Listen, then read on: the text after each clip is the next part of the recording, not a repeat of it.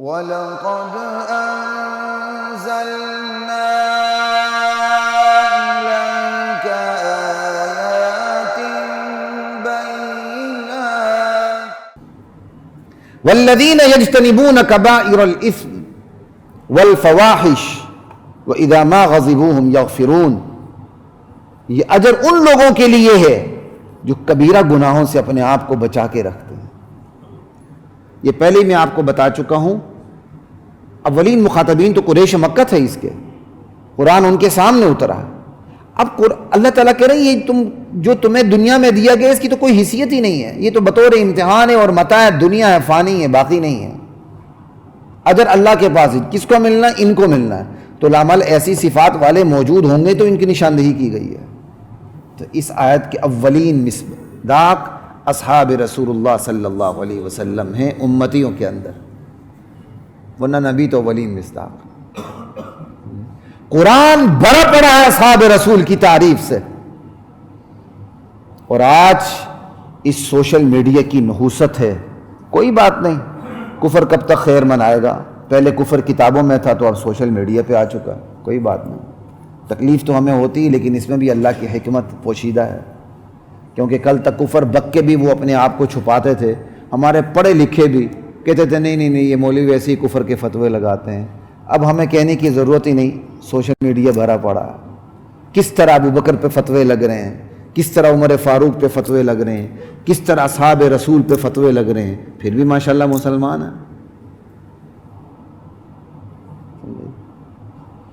اور برملا کہہ رہے ہیں کہ جی کون سے اصحاب؟ صحابہ تو منافق بھی تھے، کون سے اصحاب بتائیں تو صحیح۔ انا للہ و انا الیہ راجعون، باقاعدہ یہ کہتے ہیں، چکمہ ڈالتے ہیں، لا الہ الا اللہ واللہ اکبر۔ کون سے اصحاب؟ یہ اصحاب، یہ سنیں جو اللہ کہہ رہا ہے۔ بھرا پڑا قرآن۔ اگر نبی اپنے صحابہ کو تیار نہیں کر سکا اور نبی کی وفات کے بعد صحابہ ایمان سے پھر گئے تو پھر کسی اور کے ساتھیوں پہ کیا بھروسہ؟ پھر تو قرآن گیا، حدیث گئی، ایمان گیا، سب کی چھٹی ہو گئی۔ یہ قرآن تو انہی صحابہ سے پہنچا ہے میرے اور آپ کے پاس، انہی صحابہ نے اس کو قلمی صورت میں مرتب کر کے مجھے میرے اور آپ تک پہنچایا، انہی صحابہ کے سینوں سے ٹریول کرتے ہوئے یہ میرے اور آپ تک پہنچا ہے۔ ان سے اعتبار ختم، خدا کی قسم پھر قرآن سے اعتبار ختم۔ یہی وجہ ہے جنہوں نے صحابہ سے اپنا اعتبار ختم کیا، خدا کی قسم انہوں نے قرآن سے اپنا اعتبار ختم کیا۔ ان کا لٹریچر بولتا ہے، ان کی کتابیں بولتی ہیں کہ یہ قرآن معتبر نہیں ہے۔ اس لیے ہوش کے ناخن لیں، اپنے ایمان کو بچائیں فتنوں سے۔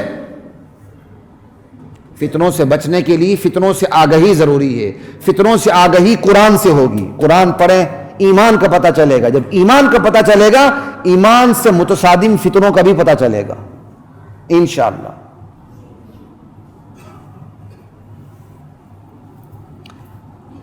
والذین یجتنبون کبائر الاثم والفواحش، یہ اجر کن کو ملنا ہے؟ ان لوگوں کو ملنا ہے جو کبیرہ گناہوں سے اپنے آپ کو بچاتے ہیں، اجتناب کرتے ہیں۔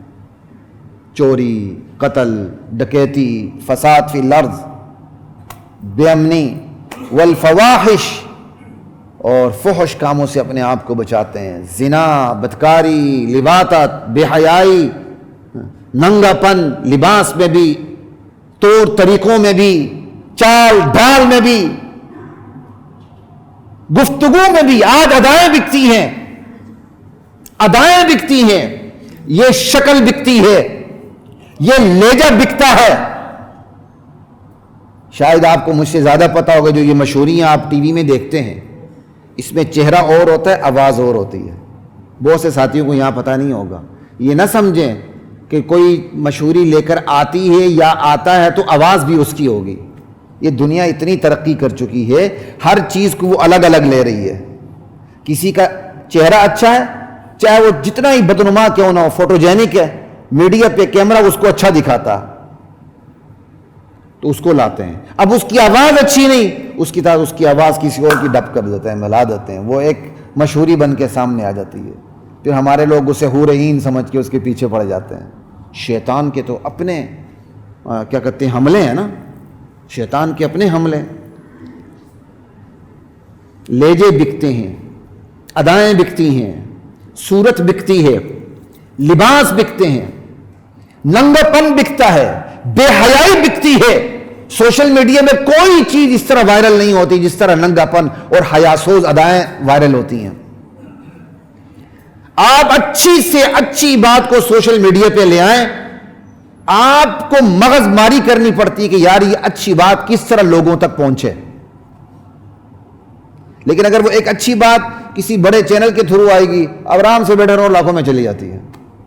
کیوں؟ اس اچھی بات کے ساتھ اس میڈیا کا ٹیگ لگا ہوا ہے.